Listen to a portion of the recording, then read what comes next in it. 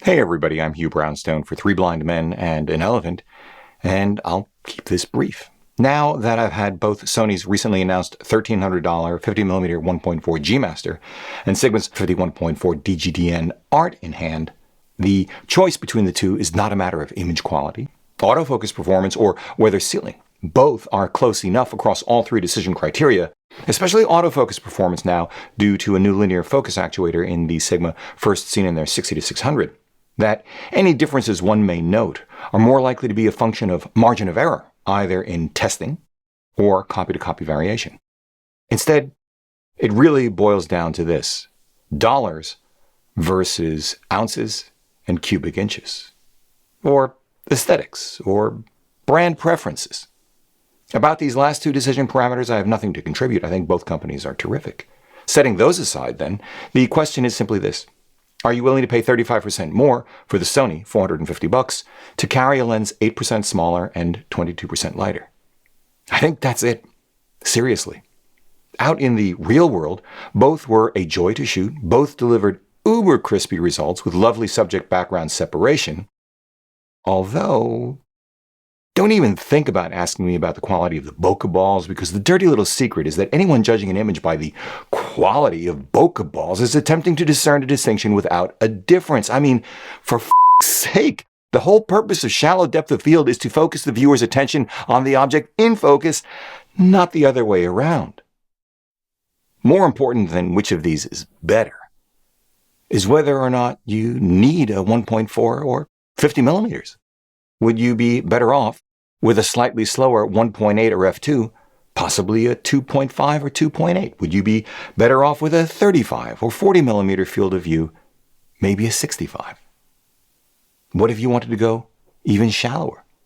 Because there are great lens options in Sony mount for all of these things.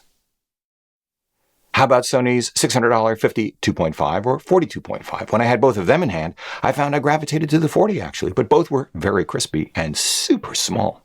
What about Sony's own $750 35 1.8 or $1,400 35 1.4 G Master? Again, super crispy.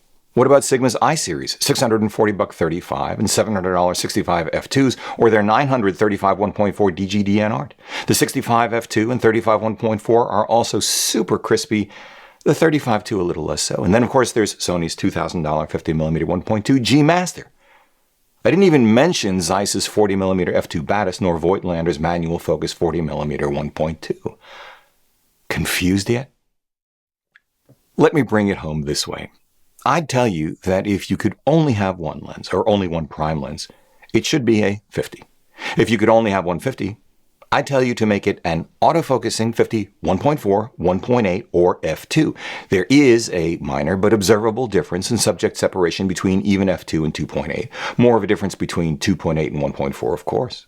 Manually focusing a 40 or 50 f1.2 is quite difficult, and the increase in size, weight, and cost of the f1.2 autofocusing G Master, brilliant as it is, doesn't make that much sense to me, especially given how good both of these two 50mm f1.4s are. In fact, Claudia and I are giving serious consideration to both for those occasions when we only bring our Sony a7R5. For the smaller weight and size, given that we hoof it for 5 to 12 miles on the streets of New York, London, or Tokyo during our workshops each day, I think I might be more inclined to the Sony. But the hard reality for me and my personal work is this: I already have the 65 f2 for my Leica SL2. It is killer. But more than that, I also own Leica's Apo Summicron SL35 f2, which, at the same object size, smokes every lens I've mentioned edge to edge, wide open, with, I believe, the least copy-to-copy variation in the industry. And gives me more flexibility on the street than any 50 because I use the megapixels. But that's a relatively big and heavy, unequivocally nosebleed expensive $5,200 lens. It isn't available in Sony E-mount. Anyway, and I mentioned it only because both the Sony and Sigma 51.4s were so good in the field that I decided I had to add my Apo SL35 into the Bat Studio mix to see how good they are against what I consider to be the benchmark at between 1/4 and 1/6 the price of the Apo. Pretty freaking good. A Mezzo when you consider price. But the Apo is sublime in a way neither one is. The Apo isn't going anywhere, and the test made me want an Apo SL50 even more.